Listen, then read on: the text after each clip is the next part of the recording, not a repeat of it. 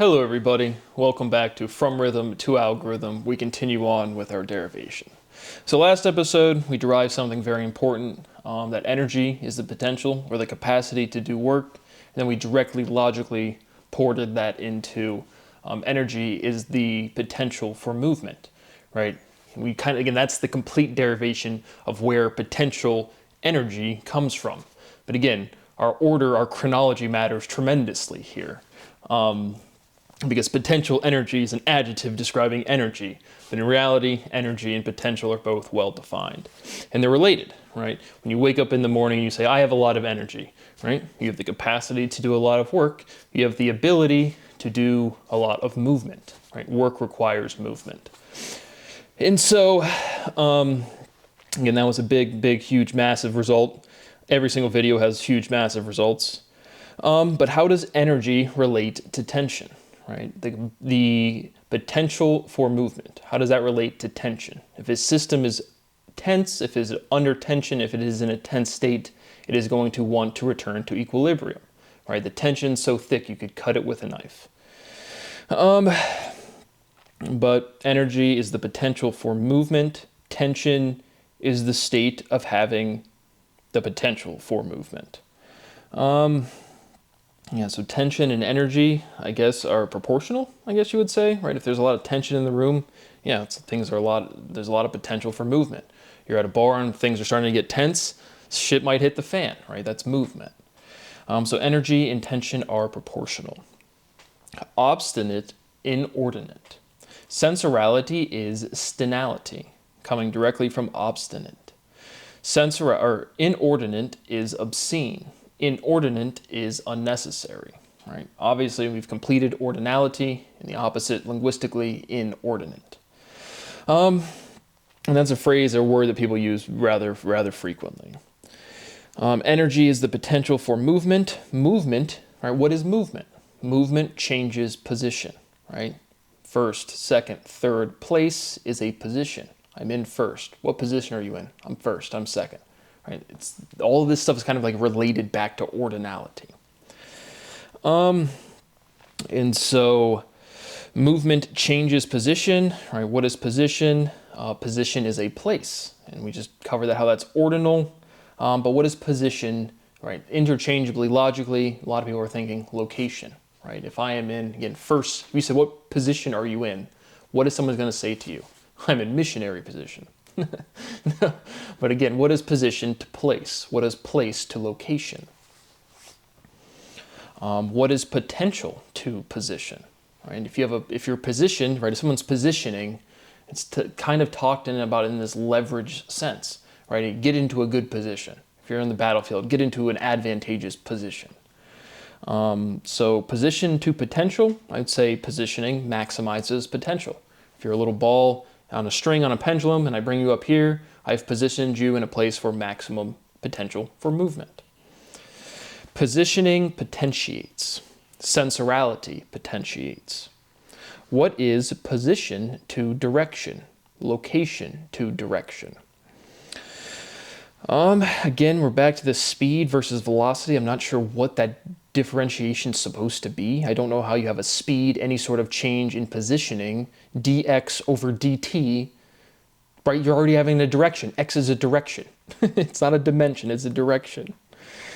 It's an axis. And so you can go forward or backwards along an axis. But what is position to direction? Right, a change in position establishes a direction. If I go 1 meter that way, right, I have a position, a point, and then I go to the next point. The unique difference between 2 points is a line, or a geodesic. And yeah, right. Okay, what is position to direction? A change in position establishes direction. What is tendency to tension? All right, sensorality is a tendency to limit tension. So now, again, when you derive the structure of language, but you already use language, we're deriving the right use of tendency. Right, speciality is the tendency to differentiate for sexual antagonism. Sensorality is a tendency to limit tension. Right, sexual antagonism is tense. Right, sexual tension. So all of this stuff is still centralized. Right? We're kind of, again, truly at this point finding the inversion and opposition of sensorality with a C, sensorality with an S, and speciality. Because again, once we said speciality was special with an ITY, that completed this entire process. And so we have to relate everything back to, that's like the big conceptual thing from our last proof. Sensorality is diminutive. Sensation is sensory. Sensality is sensory. Now again, it's rather trivial and obvious linguistically, but we have to build up the logic, right? Sensory is sensorality without the ality. So we're getting to this literal demonstration of letters iterating to establish and to solidify what is sensorality. Sensory is sorseni, trivially rearranging the syllables. What is speech to speed?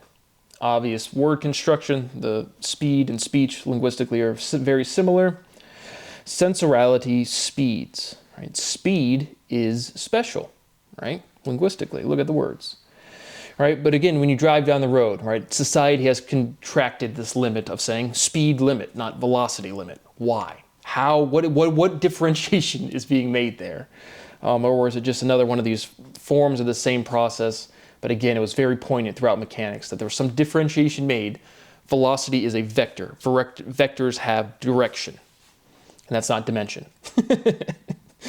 But again, we're at results that are so simple that you have to derive everything to like have insight on these things. But we have speed limit that is very apparent. Speed, seed. Speed, sped. Another one of these present tense, past tense. Speed to sped, we drop an E. Is speed deep? Right? Very intuitively and instinctually, I always say, I don't like the word deep. Nothing is deep. This philosophical idea isn't deep. This quantum gravity isn't deep. I don't know what you mean by that. But linguistically, speed is deep with an S and or flipping, reflecting, inverting something.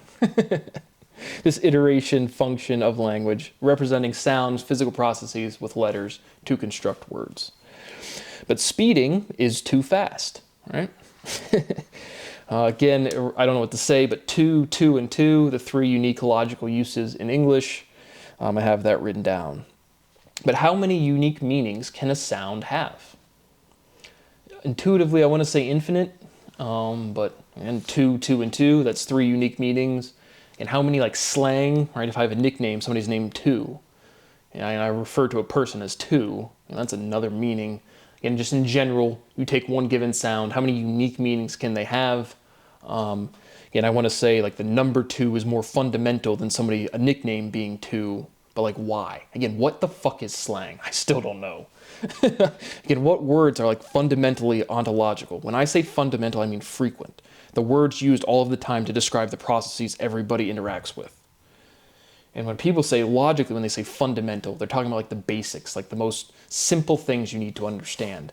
But there's no difficulty to anything. I'm not just talking about me. You're just more comprehensive, right? If you're a first grader and you're trying to color and you just have a big circle, you just try to color in the lines. And then you're a seventh grader, you have a picture of a face and you try to color in the lines. You're just more specific, you're more comprehensive. It's not deeper, it's not more smart, it's not more complex. It's just a more comprehensive understanding. And so, something to do with deep is like, I just don't, when people say logically, the appeal to, that was a deep saying, or that was a deep meaning. It's kind of just like, it like generates realization for the person. So I always have an aversion to that use of word, right? Verse of verse. To, down, own, right? The base of down is own.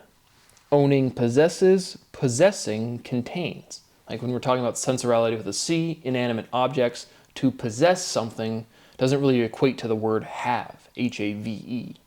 And so if you have a property, charge or spin, you contain that property, you possess it in that sense. So that's bridging the possession gap of sentience to containing a property. Possessing contains, obsession is inordinate, right? Inordinate is unnecessary, inordinate is obscene, inordinate is obsession. obsessive. Associations are definitions, right? That is the irreducibility aspect. We're all born into this world. You start attenuating, associating physical experiences, your intuition, you're a person moving, and then the sounds coming out of your mouth. This word means that action. This word means that object, so on and so forth.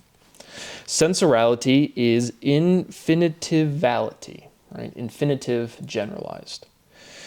Declarations are definitive, right? Definitions are definitive. We go from definite to definitive. Again, syllable by syllable, letter by letter, building out these definitions. Sensorality is definitive. Now we just, again, iterate that word form, right? We know what definitive means, and then we just generalize it with this iteration element. Sensorality is sensinitive. Definitive, you just take off the D and put an S. We just iterate the consonants. Sensorality is sensitivality. Sensorality is sinister, right? And so from that sensitivality, the sinitive, right? That's the sinister. So again, all of these word forms, we're just generalizing these word forms to where you break apart these pieces and you see sensorially, naturally, kind of auto-corrected on your phone, right? That is a direct derivation of the word form from sensorality. Now we're just trying to find this stabilizing syllability, this function of this huge word family that shows where it's just undeniable sensorality is, and it's the direct use of those letters.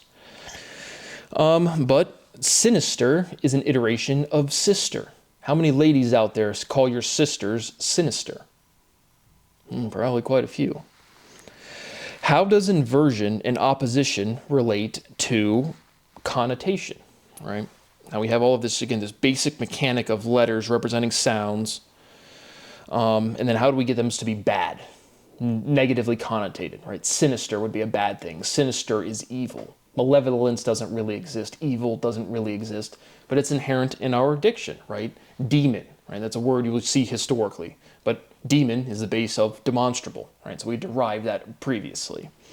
But point being, historically, right, at a point in time, calling people demons or ghouls or goblins, like, had more, like, now it kind of almost seems like a joke, or, I mean, it's not, like, taken that seriously. But if you were called a demon in, I don't know, when the Spanish Inquisition was going on, it's probably not that bit fun of a thing to be called. But point being is, how do this iteration element, this iteration evolution of language establish connotation, right? Some sort of inversion or reversion, or what these mechanics we've been discussing. But derivation is demonstration, right? Welcome to From Rhythm to Algorithm. We continue on with our derivation. Big world out there. We're pulling stuff down. We're synthesizing information. We're integrating. We're creating new data. But derivation is a demonstration. Remember, I've already proven all of these things, and I'm bounded within language, and there's nothing I can do. I just have to keep iterating these things to show you these properties again through the derivation of an axiom. Sensorality down to sense. Sensorality derivates. Sensorality is derivative. Derive, direct. Sensorality is indicality, right? Indicative, indicality. Indicate, indicality. Sensorality syndicates. All right. To synthesize something, you have a syndicate, a conglomeration, right? You've brought things together. The chronology, the right word is definitely derivation. That is what I'm doing. That is what anyone does when they put a math theorem up there. I'm going to derive calculus. I'm going to derive this. I'm going to derive that. You start with a big world out there. You pull down that information. You synthesize that information. You put it together, effectively called integration. But sensorality syndicates. What is syndication to derivation? Well, again, chronologically, again, we're just working through this process of inversion and opposition to stability and showing that completion with the letters. And so you can call syndication the opposite of derivation, the inverse of derivation. It doesn't really matter. Once again, for like the millionth time, all of this logic is contained within the words. We have to put our pieces in the right order, and then the truth, the value, the realness will be self-contained. So that is what I have for you today. Thank you for watching, and I'll see you on the next one.